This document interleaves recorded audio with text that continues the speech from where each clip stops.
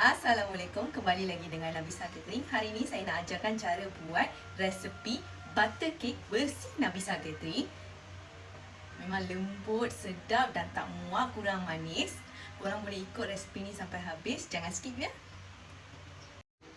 Okey, sekarang kita masukkan telur sebanyak 5 biji ya. Okey, sekarang perlu mixer telur ni sehingga kembang ya.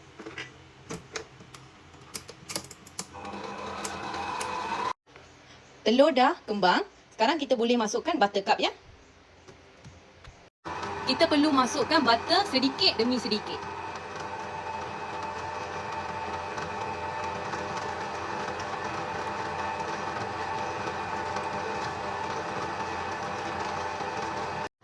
Masukkan esen vanila sebanyak 1 penutup ni ya. Yang ni gula 1 cup, saya dah siap kisar. Kita boleh masukkan sekarang. Kita mixer sehingga sebati.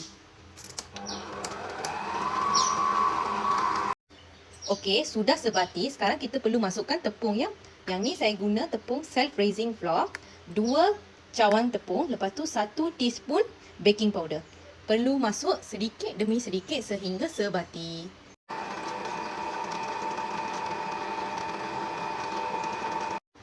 Semua bahan-bahan dah sebati. Sekarang kita nak bahagikan warna dan saya akan ajar cara untuk layering ya. Hari ni saya nak buat 2 warna, iaitu hijau dan juga kuning. Korang boleh pilih apa-apa saja warna kesukaan anda ya. Okay, sekarang kita campur warna hijau dulu ya. Warna hijau sudah, sekarang kita buat warna kuning.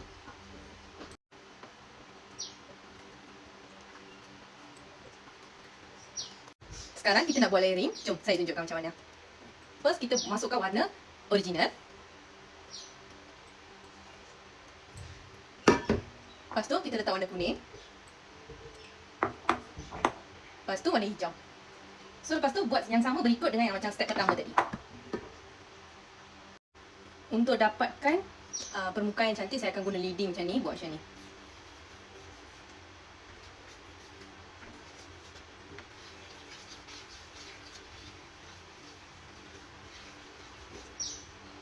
Okey, siap.